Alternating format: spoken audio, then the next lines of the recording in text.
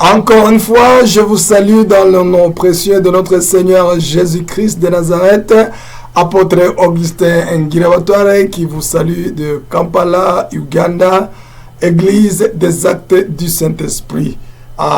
Gloire à Dieu, mes frères et sœurs en Christ. Je rends gloire à notre Seigneur qui nous a gardés, qui nous a bénis et qui continue de nous remplir par son Esprit Saint dont nous avons grandement besoin. Alors aujourd'hui, nous sommes à la 13e leçon. Oui, alors il nous en reste 2 et j'ose croire que vraiment Dieu a fait de grandes choses au milieu de nous.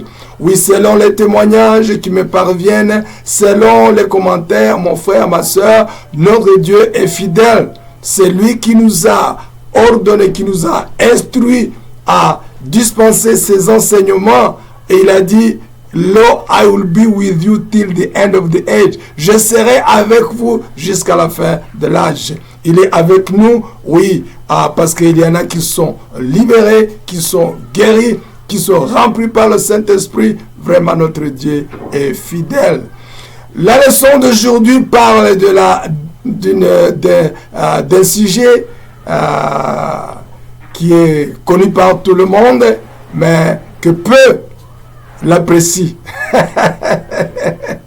Mais qu'il l'apprécie ou pas, c'est pourquoi alors Dieu aujourd'hui a voulu parler de ce sujet qui n'est pas tabou, mais qui n'est pas très apprécié par beaucoup de gens, mais qui est très, encore une fois, je répète, très très important. Et ce sujet, c'est la discipline. Oui, un prince, une princesse doit être une personne disciplinée. Oui, les héritiers de Dieu, les princes et princesses doivent être disciplinés. Nous allons lire dans le livre de Galates, chapitre 6, nous lisons le verset 1er. Galates, chapitre 6, verset 1er. Et nous allons lire, si vous permettez.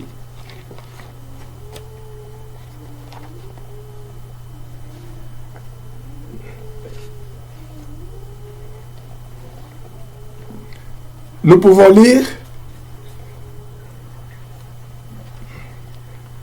Frères, si un homme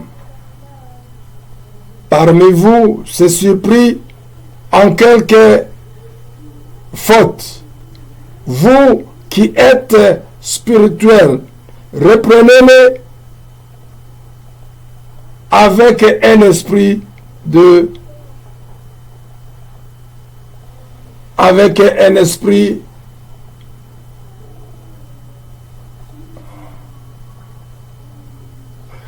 reprenez-le avec un esprit de douceur.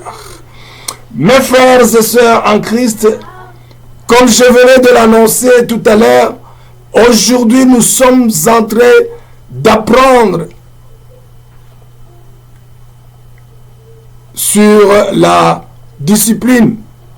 Discipline, oui, vous allez consulter votre dictionnaire, vous allez consulter les amis, mais je sais que à grosso modo, vous comprenez ce que ça signifie.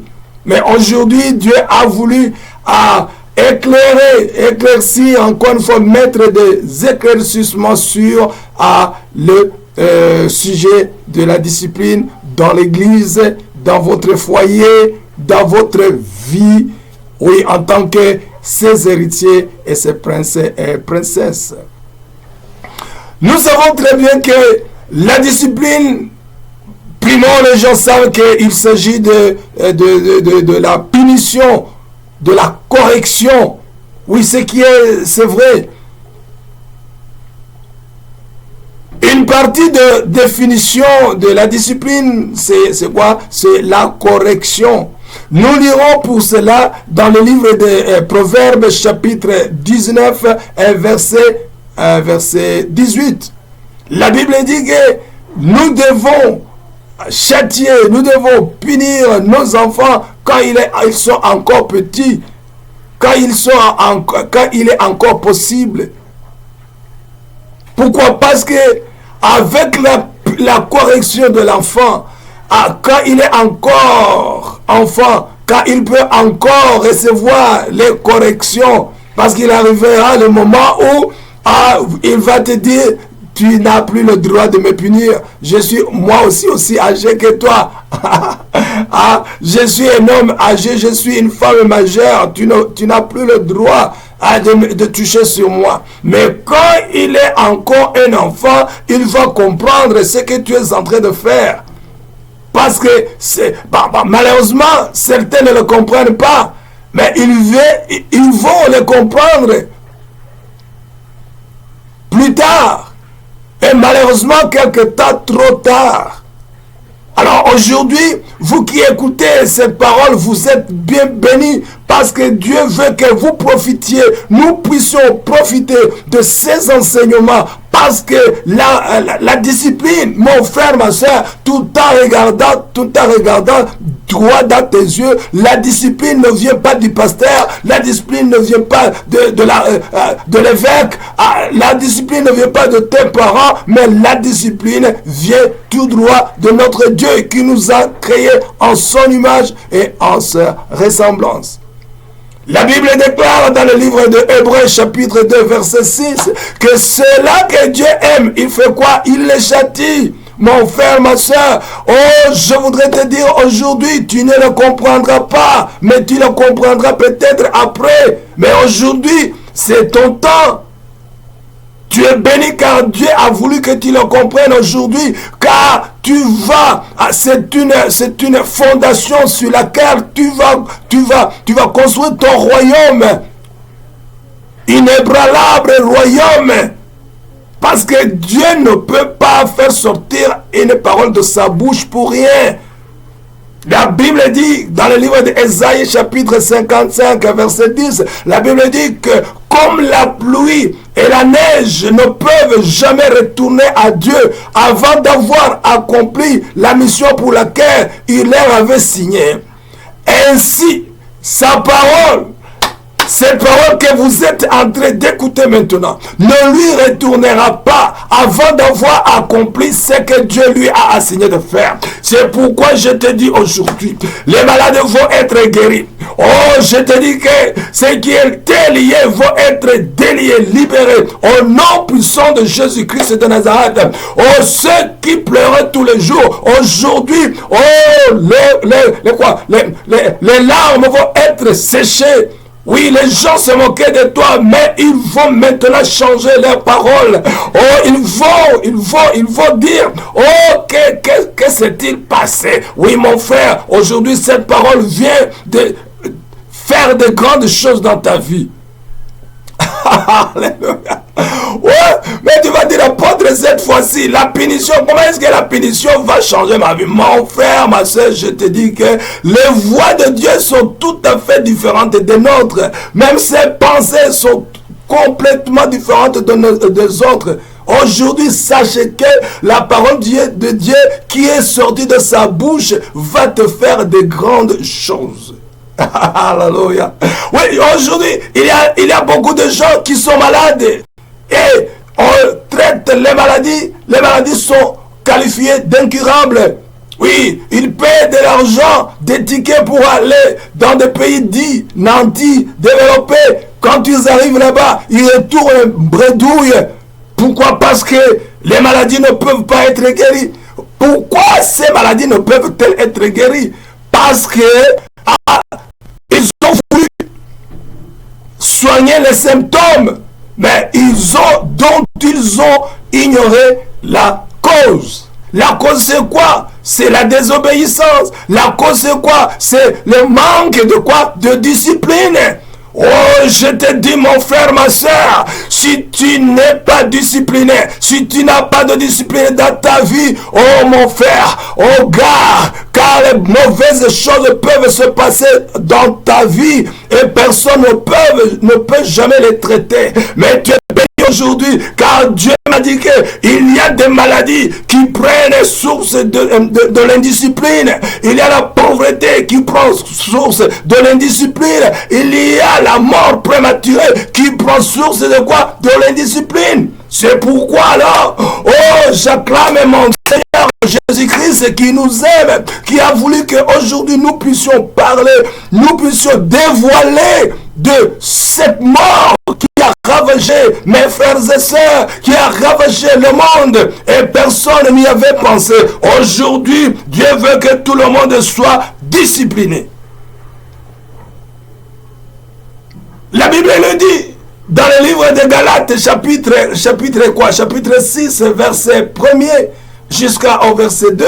La Bible dit qu'au milieu de nous, il peut y avoir nos frères, nos sœurs qui peuvent tomber dans les péchés. La Bible nous dit que c'est bien les punir, les éprouver, c'est bien. Mais, si vous lisez 19, Proverbe 19, verset 18, corrigez vos enfants quand il est encore temps. Pourquoi? Parce que en les corrigeant, bien sûr par l'intelligence de Dieu, par la sagesse de Dieu, nous faisons la peine à notre corps. Mais notre corps va connecter sur notre esprit. La fois prochaine, si nous allons commettre la même faute ou les mêmes erreurs, le corps va te rappeler, souviens-toi de ce jour-là où nous avons été en prison pendant 10 ans. Souviens-toi de comment on nous a privé de quoi manger à la maison quand nous avions fait ceci et cela. Souviens-toi de comment mon grand frère m'avait frappé. Pourquoi? Parce que j'avais fait ceci ou cela. Alors, ça c'est l'intelligence de Dieu. La correction nous remet sur le chemin, nous remet sur des roulettes de notre vie. Alléluia. Alléluia. Oui, nous allons voir. La Bible le dit dans le livre de quoi dans le livre de Juges, chapitre 16, 15 et 16. Vous allez voir, vous vous souviendrez d'un homme qui s'appelait Salomon. Salomon était un géant, il était un homme fort, rempli par le Saint-Esprit. Un jour, il a tué quoi? Il a tué un lion. Quelques jours après, il est passé par là pour voir. Bon, à côté, il s'est souvenu de ce qu'il avait tué un lion là-bas. Il est allé voir le corps ou le lion. Il a trouvé là. Mais avant d'arriver là, il a vu un essaim d'abeilles. Et quand il s'est rapproché, il a vu qu'il y avait du miel. Et puis il a pris du miel, il est rentré à la maison, il en a donné à sa mère et à son père. Après, c'est après qu'il leur dira de ce qui mange est sorti de ce qui se mange. De ce qui était fort est sorti de ce qui est doux. Mon frère, ma soeur, je te dis qu'il leur disait que du lion, c'est là où est sorti le miel. Je te dis aujourd'hui en te regardant dans tes yeux, je veux te dire que de la correction, bien que amère, bien que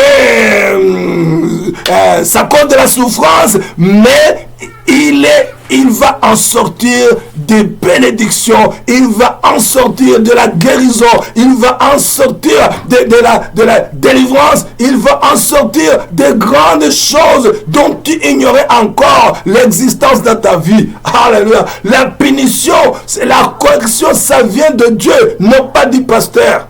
Mais par contre, ce que Dieu est en train de dire dans le livre de Proverbes 19, verset 28, que tu ne sois pas poussé par la colère, car la colère, ça va te pousser à commettre un péché et tu seras puni.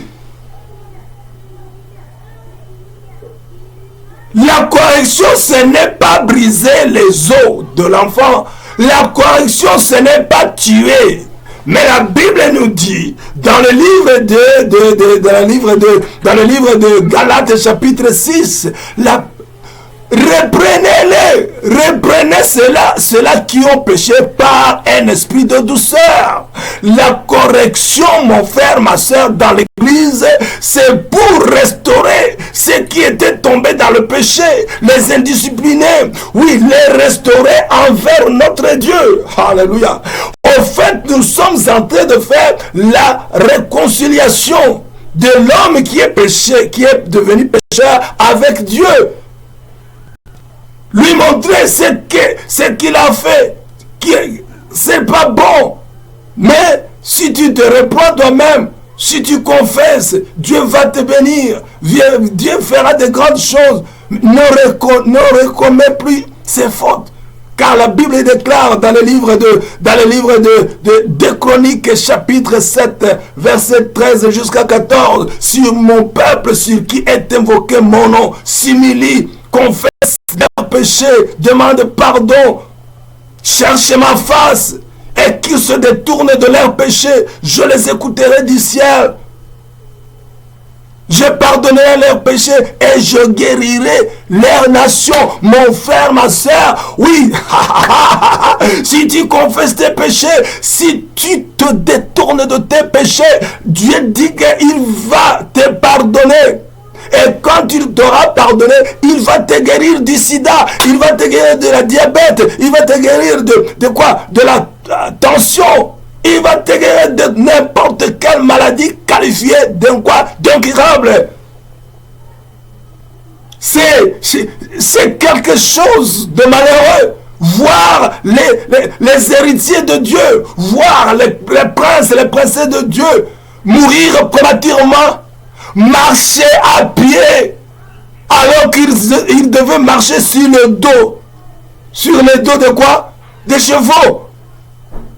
Et aujourd'hui, ce sont les esclaves. Oh, quel malheur, quelle honte. Aujourd'hui, ce sont les esclaves maintenant qui se trouvent sur le dos. Et nous, les princes et les princesses, nous sommes en train de marcher, piétiner. Qu'est-ce qui se passe? La correction, ce n'est pas de l'homme, mais c'est Dieu qui l'a initié. Hébreux chapitre 2, verset 6. Que Dieu aime, ce que Dieu aime, il fait quoi? Il les châtie. Dans l'église, mon frère, ma soeur, nous avons des règlements d'ordre intérieur. Je sais même qu'il y en a d'autres qui appellent les livres de discipline. Qu'est-ce que c'est la discipline? Ce sont la ligne de conduite qui permettent que les gens qui sont ensemble puissent marcher ensemble. Oh, yes, sur la même longueur d'onde. Ils se comprennent. Tout le monde appelle le mal. Et tout le monde appelle le bien. C'est pas que quelqu'un, lui, il se croit supérieur, il se croit je ne sais pas qui, parce qu'il est le prince, la princesse. Ils pensent qu'ils sont permis de faire n'importe... Non, mon frère, ma soeur, oh, je te le dis maintenant, je l'ai déjà écrit quelque part dans mes livres, il n'y a pas de ce qu'on appelle a too much freedom. Too much freedom. La liberté qui dépasse... Non. Il y a des lignes que tu ne peux pas dépasser. Sinon, la correction est sur toi. Vous pouvez lire dans le livre, ça c'est un livre de mon église, the Book of Acts, the Book of the Church of Acts of the Holy Spirit. Il m'a fallu plus de 5 ans pour rédiger ce livre. Et je rends grâce à Dieu parce que c'est lui qui m'a donné la vision de cette église. C'est lui qui m'a donné l'intelligence pour concevoir ce livre qui m'a pris plus de 5 ans. Mon frère, ma soeur, ça c'est plein. C'est aussi un livre de règlement d'ordre intérieur ou bien dans d'autres églises dont je ne veux pas citer la dénomination ont appelé livre de discipline. Alléluia. Ça, c'était le premier volet de la définition de discipline. Mais il y en a aussi d'autres définition ou concept ou sens de la discipline. La Bible dit dans le livre de Timothée, verset 3, en descendant, la Bible dit que si quelqu'un s'est fait enrôler dans le service militaire, il est devenu quelqu'un d'autre. Il ne perd pas son temps pour les choses de ce monde, car ses pensées, sa présence, tout son être pense maintenant à son service. C'est pourquoi aussi, quand nous sommes des enfants de Dieu, quand nous sommes des héritiers de Dieu, nous n'allons pas faire autre chose en dehors de notre statut.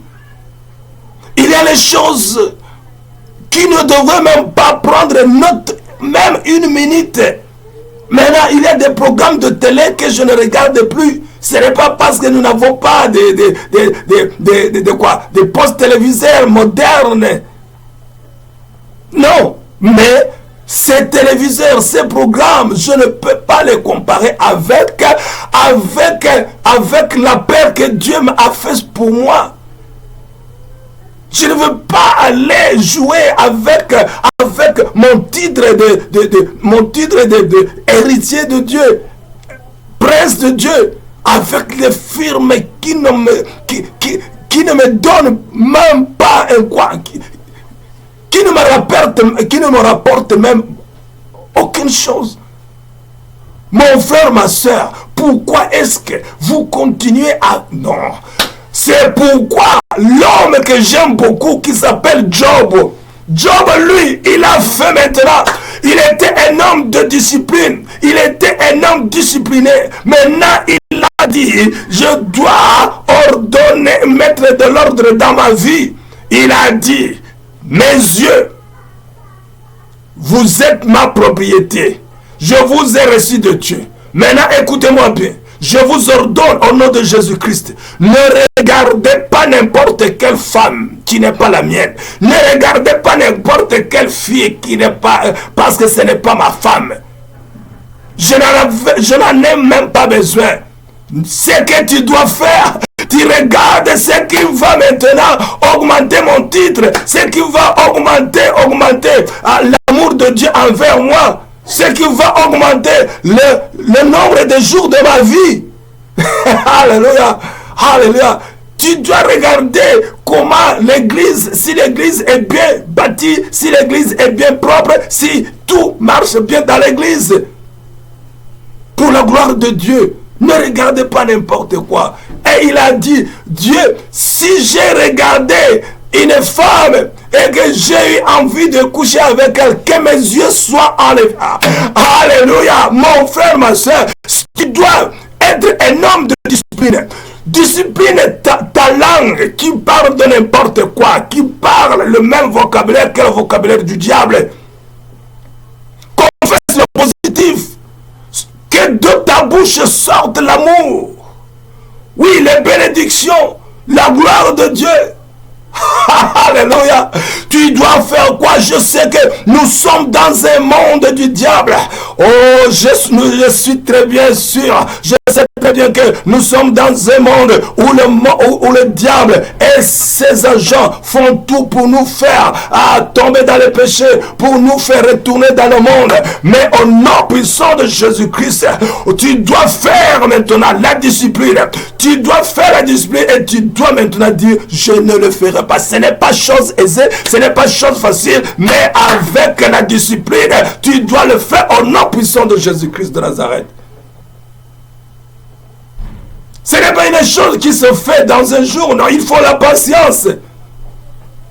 La Bible dit dans le livre de 1 Timothée chapitre 4 verset 8, la Bible dit que les exercices corporels ont une grande importance.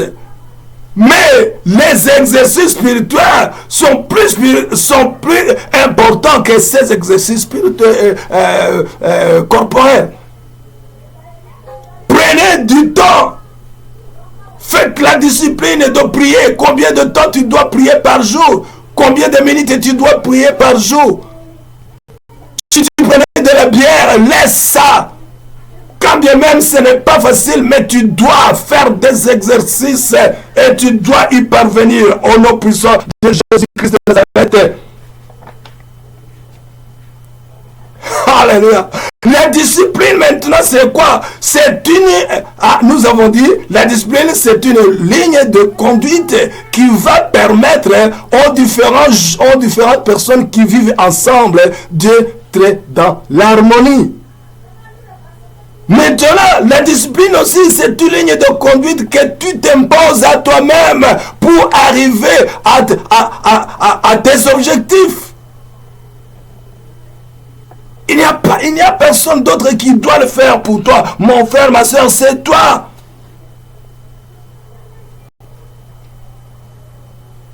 Tu dois te réveiller très tôt le matin. Nous le faisions quand on était encore dans quoi? À l'école secondaire. Où on s'est levé plus tôt que les autres. Pourquoi? Parce qu'on avait une vision. On avait des objectifs à atteindre. Nous devons être quelqu'un de discipliné. Nous n'allons pas vivre comme une chèvre, non.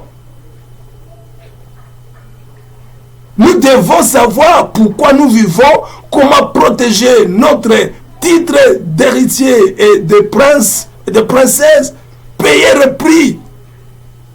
Parce que les militaires ne peuvent pas aller faire du badinage. Non, non, non. Dans ce même verset, la Bible dit, même les athlètes qui font quoi? La compétition. Ils ne dorment pas.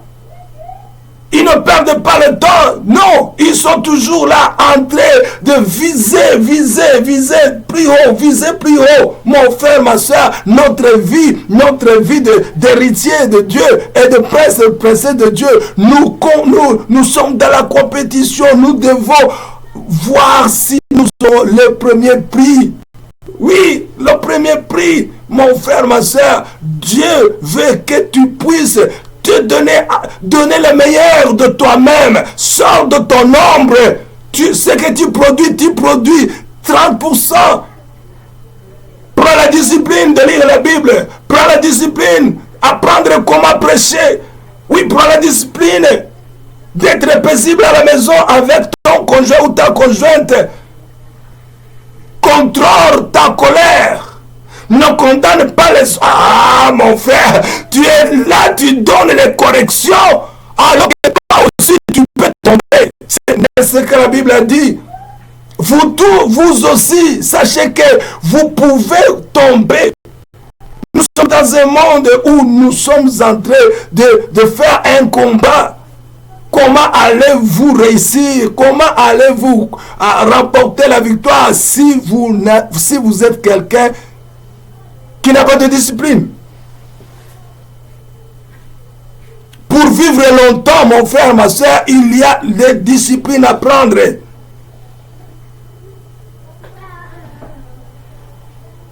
Pour réussir dans n'importe quel domaine, il y a des disciplines. La discipline. Aujourd'hui, Dieu m'a envoyé pour te mettre en garde, pour te dire que ce n'est pas par hasard. Je me souviens de notre professeur de comptabilité qui nous disait, la comptabilité n'est pas un jeu de hasard.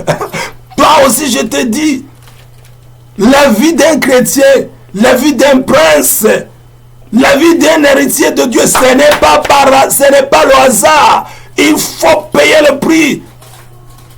Ça s'apprend. Ça protège, il faut protéger. Nous sommes dans un monde capitaliste où il y a beaucoup de gens qui font la compétition, comme je venais de le dire. Tu joues avec ton titre, quelqu'un d'autre le prend. Tu joues avec ton avion que Dieu t'avait donné. Bon, il y en a d'autres qui le veulent. Mon frère, ma soeur, que Dieu te bénisse. Qu'est-ce que je vais te dire? Je vais te dire que si Dieu te punit ou te corrige, ce n'est pas parce qu'il te haït, mais il veut te rendre meilleur de toi-même.